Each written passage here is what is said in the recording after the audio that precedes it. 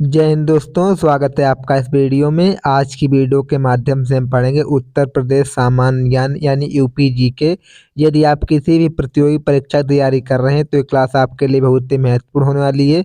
यदि आप उत्तर प्रदेश पुलिस की तैयारी कर रहे हैं तो ये क्लास आपके लिए बहुत ही महत्वपूर्ण होगी, क्योंकि इस क्लास में हम वही क्वेश्चन डिस्कस करेंगे जो आपके प्रीवियस एग्जाम में पूछे गए हैं। और क्लास में आगे बढ़ने से पहले मेरी आपसे एक रिक्वेस्ट है, यदि आपको वीडियो अच्छा लगे तो वीडियो को लाइक करना है, चैनल को सब्सक्राइब करना है, वीडियो को अपने दोस्तों तक शेयर करना है, ठीक है। तो आइए बढ़ते हैं हम अपने पहले प्रश्न की तरफ।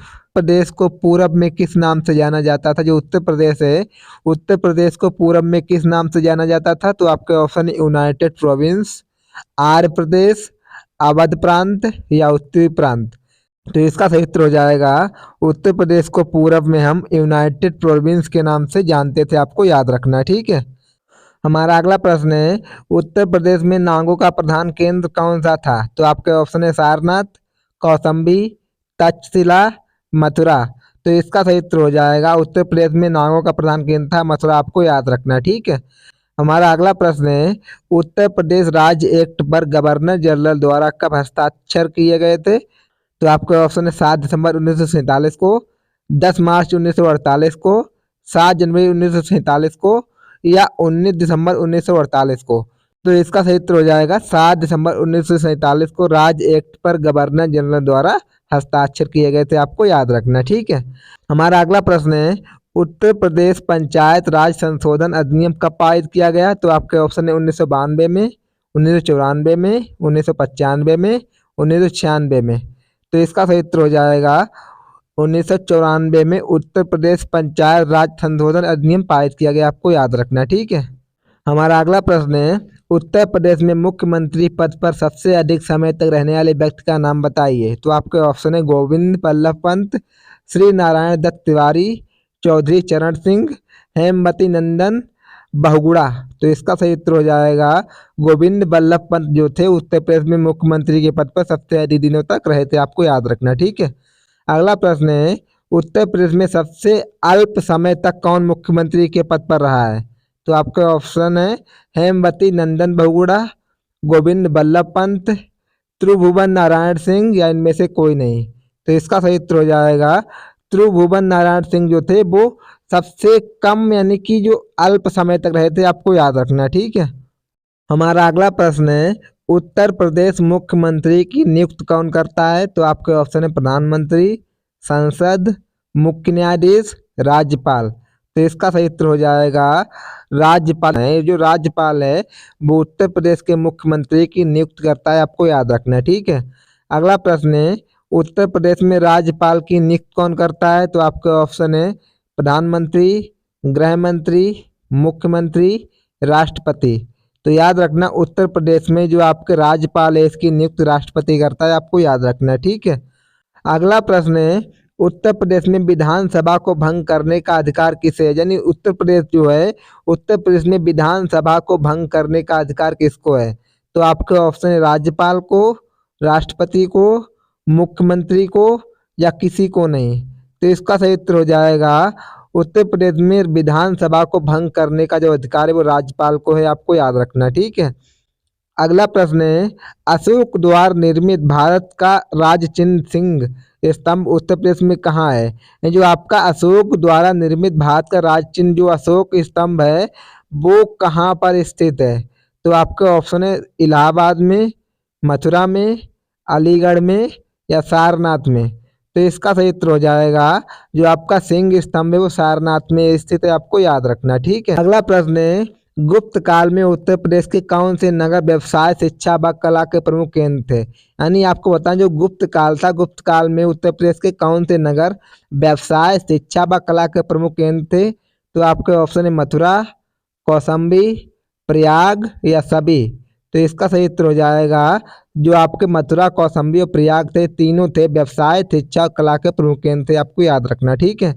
अगला प्रश्न है, प्रथम स्वतंत्रता संग्राम कब हुआ था? तो आपके ऑप्शन है 1877 में, 1757 में, 1885 में, 1857 में। तो इसका सही उत्तर हो जाएगा प्रथम स्वतंत्रता संग्राम हुआ था आपका 1857 में। आपको याद रखना, ठीक है। अगला प्रश्न है, विश्व प्रसिद्ध ताजमहल उत्तर प्रदेश के किस नगर में स्थित है? तो आपके ऑप्शन है लखनऊ, मेरठ, आगरा, बनारस। तो आप याद रखना जो ताजमहल है वो उत्तर प्रदेश के आगरा शहर में स्थित है, आपको याद रखना है, ठीक है। अगला प्रश्न है, बौद्ध धर्म की वज्रयान शाखा का उदय उत्तर प्रदेश में कहाँ पर हुआ है? तो आपके ऑप्शन है बुंदेलखंड, सारनाथ, इलाहाबाद, मथुरा। तो इसका सही उत्तर हो जाएगा सारनाथ में बौद्ध धर्म की वज्रयान शाखा का उदय हुआ था, आपको याद रखना, ठीक है। हमारा अगला प्रश्न है, किस सन में उत्तर प्रदेश का नाम संयुक्त प्रांत रखा गया है? ये आपको बताना है कौन से सन में उत्तर प्रदेश का नाम संयुक्त प्रांत रखा गया। तो आपके ऑप्शन है 1937 में, 1935 में, 1856 में या 1961 में। तो इसका सही उत्तर हो जाएगा 1937 में उत्तर प्रदेश का नाम संयुक्त प्रांत रखा गया, आपको याद रखना, ठीक है। अगला प्रश्न है, उत्तर प्रदेश में 1857 की क्रांति का आरंभ सर्वप्रथम किस नगर से हुआ था? यानी आपको बताना है उत्तर प्रदेश में 1857 की क्रांति का आरंभ किस नगर से हुआ था। तो आपका ऑप्शन है लखनऊ, मेरठ, इलाहाबाद, कानपुर।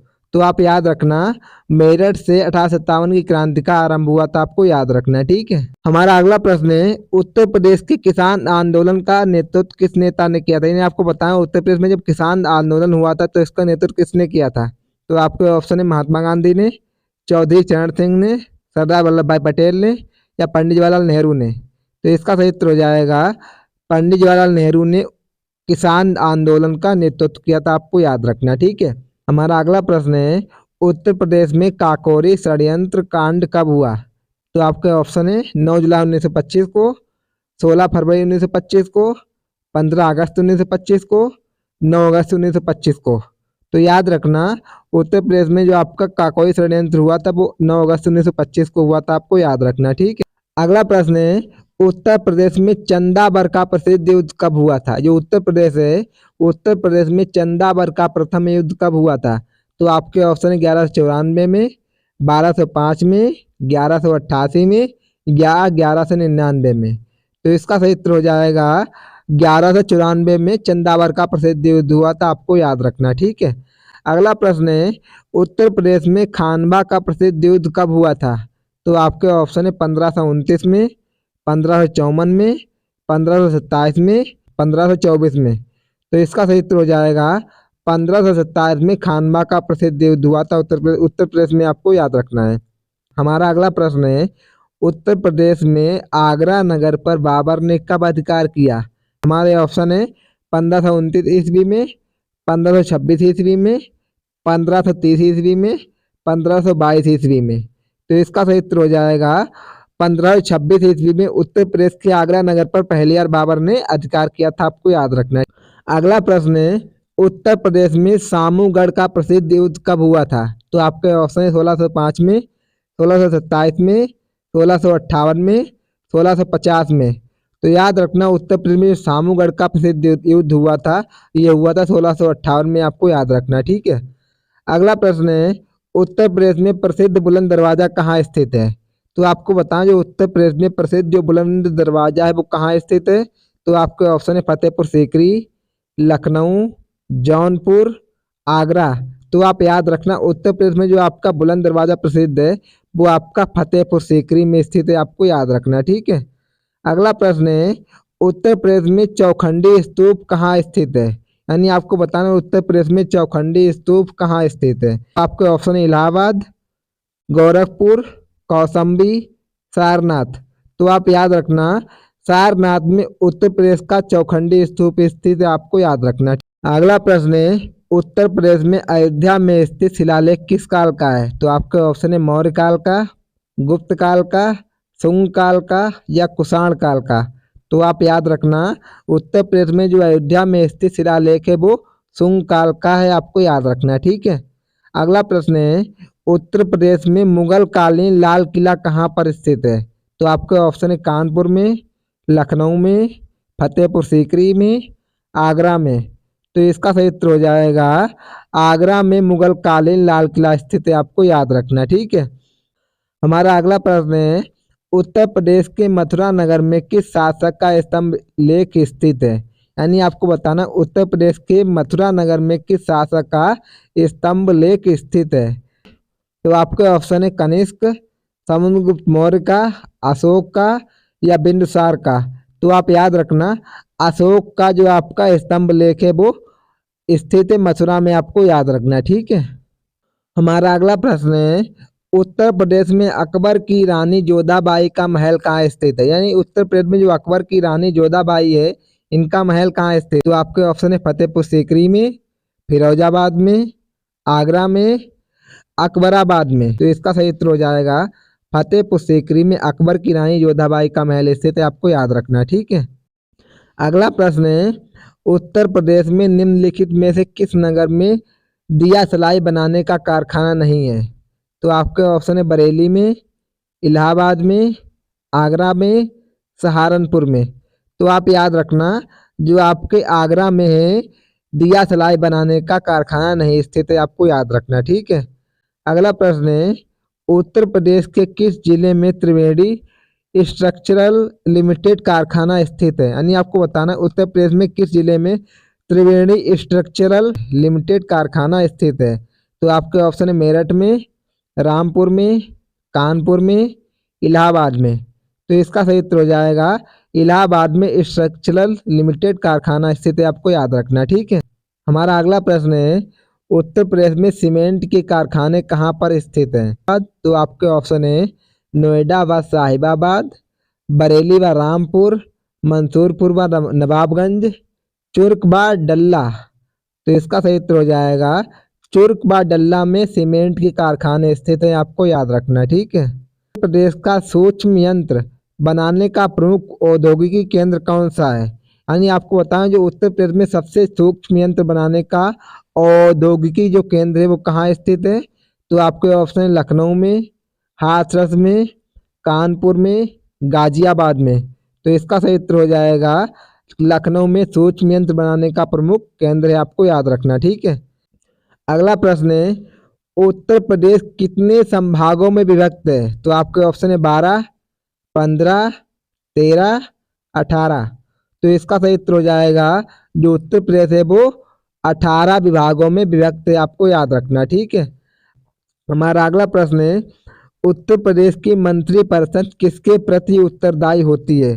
तो आपके ऑप्शन राज्यपाल के, विधान परिषद के, मुख्यमंत्री के, विधानसभा के। तो इसका सही उत्तर हो जाएगा विधानसभा के मंत्रिपरिषद जो होती है उत्तरदायी होती है, आपको याद रखना है, ठीक है।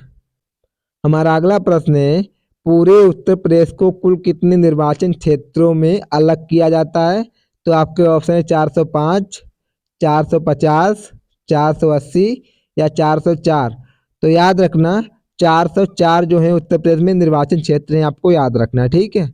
अगला प्रश्न है उत्तर प्रदेश के किस स्थान पर महात्मा बुद्ध ने निर्माण की प्राप्ति की थी। तो आपके ऑप्शन है श्रावस्ती, सारनाथ, कुशीनगर, गढ़मुक्तेश्वर। तो इसका सही उत्तर हो जाएगा कुशीनगर में महात्मा बुद्ध को निर्माण की प्राप्ति हुई थी, आपको याद रखना, ठीक है।